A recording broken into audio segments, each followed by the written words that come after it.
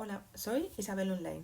Hoy quiero presentar una microayuda sobre cómo pronunciar las palabras nuevas. ¿Qué pasa cuando encontramos una palabra que nunca antes hemos escuchado? ¿Cómo la tengo que pronunciar? Bueno, en estos casos, que a veces suponen un problema, en estos casos nos vamos a encontrar principalmente dos situaciones. La primera, y la más fácil, es cuando encontramos una palabra que tiene una señal física de cómo se pronuncia. Por ejemplo, va a ser el caso de estas dos. En estos casos tengo una pequeña marca, esta señal, que se llama tilde, que me indica dónde tengo que poner el tono. En el primer caso es último.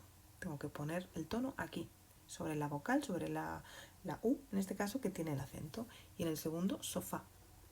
No es sofá o último. Cuando tengo la tilde sobre una vocal es donde tengo que poner la fuerza. Este es el caso más fácil, como digo, pero ¿qué pasa cuando encuentro palabras que no tienen ninguna marca gráfica de cómo pronunciar esta palabra? Es el caso de las siguientes. No las voy a pronunciar, voy a escribirlas solamente y vamos a ver qué pasa. Me cuesta no leerlas.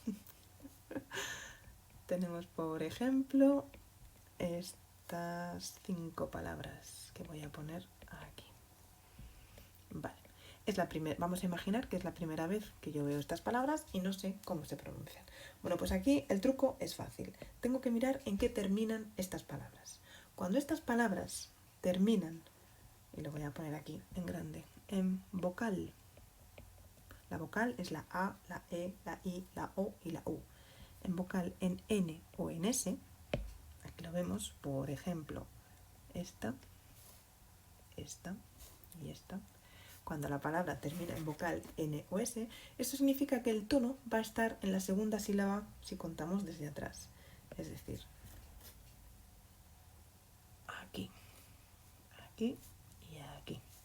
Es decir, se va a pronunciar orden, crisis, cortina. Se va a pronunciar en la segunda sílaba si contamos desde el final, aquí.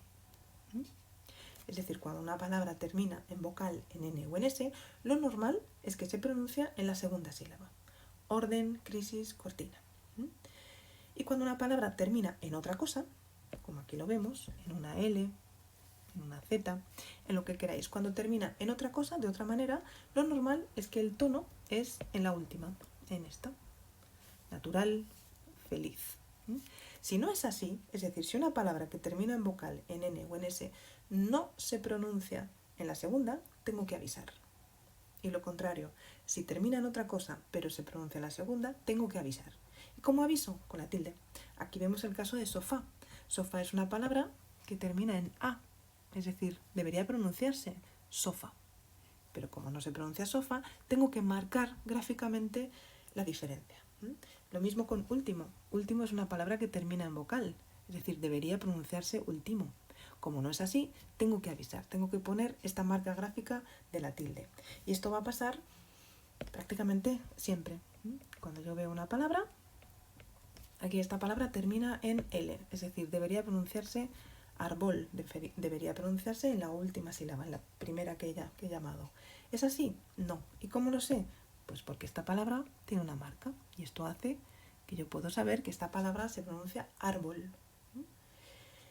Si tengo la palabra música, bueno, aquí ya lo he dicho, igual es una palabra que termina en vocal, debería pronunciarse música, pero no es así. ¿Y cómo lo sé? Porque la palabra música tiene un tono. Esto significa que de manera natural las palabras que terminan en vocal N o S se pronuncian en esta segunda que he marcado en la sílaba número 2 empezando por el final. Esto es lo normal. Si no es así, tengo que avisarlo de alguna manera. Este tipo de palabras normales, que son las vocal N o S en la sílaba 2, son la mayoría de palabras en español. El español, esto se llaman palabras llanas. El español es una lengua básicamente llana. Si pensáis ahora mismo los objetos más directos que tenéis cerca o las realidades más directas, casi todo van a ser palabras llanas. Mesa, ventana, padre, madre, persona, niño, hambre, sueño. Todo este tipo de realidades coinciden en que todas van a tener el tono en la segunda. y como terminan en vocal N o S, no necesitan marca. Ese será el grupo mayoritario. ¿De acuerdo? Pues esto es todo. Muchas gracias. Nos vemos en el próximo micro. No te olvides suscribirte, darme like o hacer algún comentario.